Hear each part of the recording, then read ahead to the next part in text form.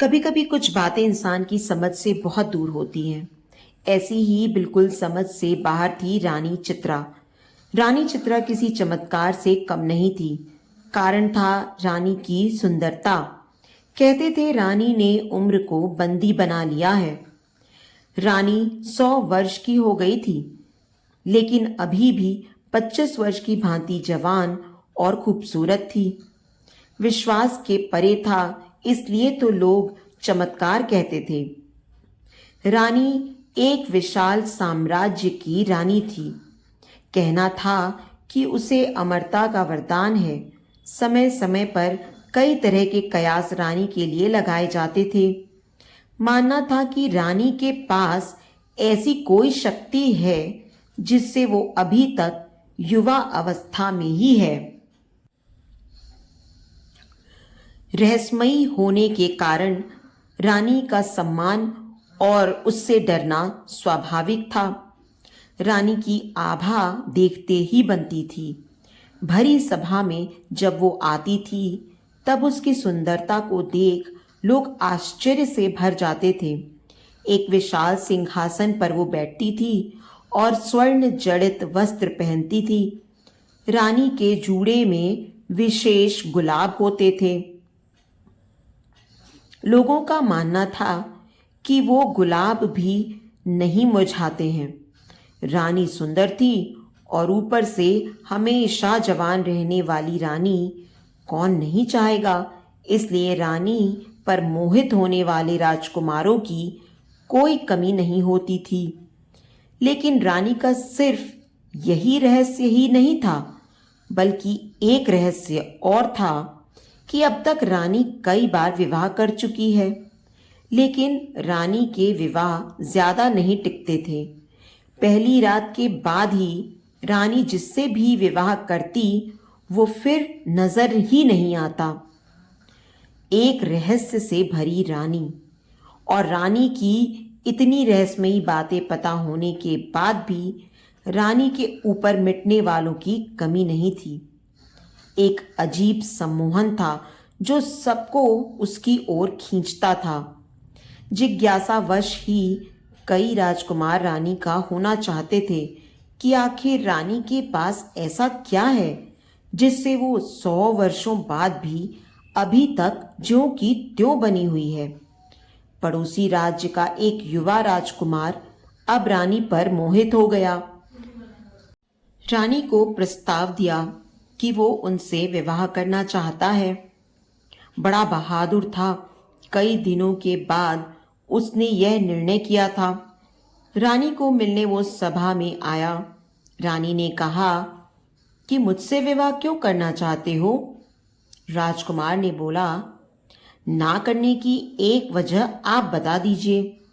हमेशा युवा और जवान रहने वाली रहस्यमयी रानी को मैं भी अपनाना चाहता हूं। रानी ने कहा कि क्या तुम्हें पता है, बड़ी बड़ी बातें करने वाले मर्द पहली रात ही राजमहल छोड़कर भाग जाते हैं। राजकुमार बोला कि वो भागने वालों में से नहीं है। रानी बोली, हमने यह दावे पहले भी सुने हैं, लेकिन जिस आश्चर्य को देखने वो आते हैं, उसे देखने के बाद वो खुद किसी को दिखाई नहीं देते हैं। कई दिनों तक रानी ने उसे समझाने की कोशिश की, लेकिन राजकुमार अडिग रहा। रानी ने कहा कि हमने तुम्हें बहुत समझा लिया। अब तुम्हारे साथ जो भी होगा उसके लिए तुम स्वयं जिम्मेदार होगे। रानी का विवाह एक बार फिर होना तय हुआ। राज में फिर से चर्चा का विषय बन गया। सभी लोगों का मानना था कि पिछले राजकुमारों की तरह यह राजकुमार भी एक रात के बाद अदृश्य हो जाएगा। रानी के चेहरे पर एक अभिमान वाली मुस्कान थी।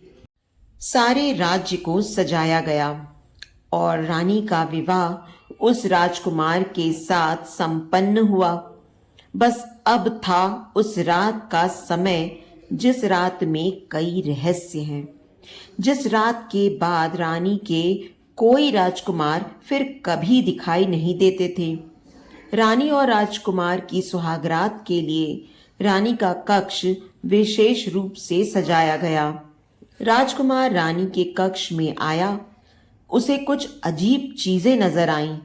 उसे कक्ष के भीतर एक पिंजरा दिखाई दिया जिसका दरवाजा खुला था। रानी बिस्तर पर बैठी थी। राजकुमार पहले से ही सतर्क था। उसे पता था कि रानी के कक्ष में कुछ भी हो सकता है, इसलिए उसे जागे रहना है। रानी ने कहा, क्यों इतने भयभीत क्यों हो? आज हमारी सुहागरात है। रानी खड़ी होकर राजकुमार के पास आ गई। रानी उसे पिंजरे के मुंह के पास ले आई।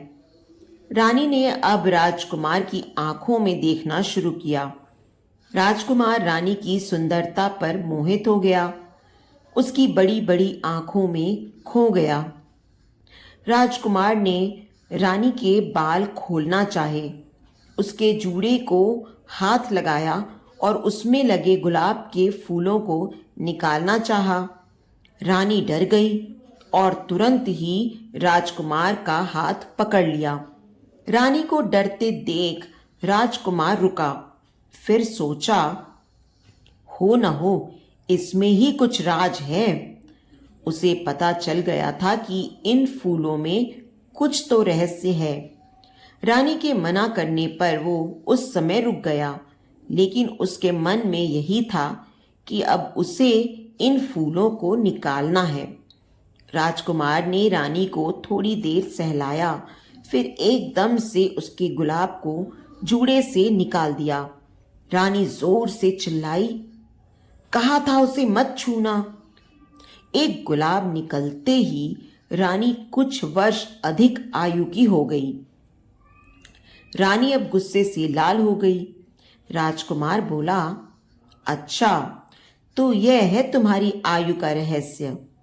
अभी एक गुलाब निकला है, अगर पूरे गुलाब को निकाल दिया जाए तो तुम पूरी वृद्ध हो जाओगी। राजकुमार बोला, मैं तुम्हारा पति हूं, मुझे अभी भी तुम बता सकती हो आखिर ये गुलाब क्या है और तुम्हें कहां से प्राप्त हुए हैं। रानी डरी और राजकुमार के पास आई और बोली कि अगर तुम मुझे ये गुलाब दे दो तो मैं तुम्हें सब सच बता दूंगी। राजकुमार ने गुलाब दिया और रानी ने गुलाब लेते ही राजकुमार को पिंजरे के अंदर धक्का मारा।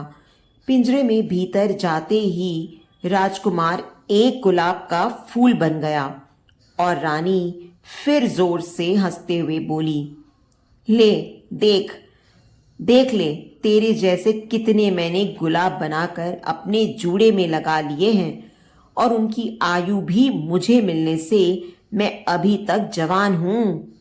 रानी ने पिंजरे से गुलाब उठाया और अपने जूड़े में लगा लिया। यह पिंजरा है रानी की आयु का रहस्य। रानी फिर सुबह सभा में गई और इस बार फिर राजकुमार रात के बाद दिखाई नहीं दिया, लेकिन रानी के जूड़े में एक फूल और जुड़ गया था। यह कहानी पूरी तरह से काल्पनिक है। इसे मनोरंजन के लिए लिखा गया है। कृपया कहानी को मनोरंजन की दृष्टि से देखा जाए। तो दोस्तों, उम्मीद करती हूँ आपको आज की हमारी ये कहानी पसंद आई होगी। कहानी पसंद आई है तो वीडियो को लाइक और शेयर करें। चैनल पर नए हैं तो चैनल को सब्सक्राइब करें और हाँ, नोटिफिकेशन बेल को ज़रूर दबाएं ताकि हमारी अगली कहानी का अपडेट सबसे पहले आपको मिले। आपके प्यार और समर्थन का हमेशा इंतज़ार रहेगा।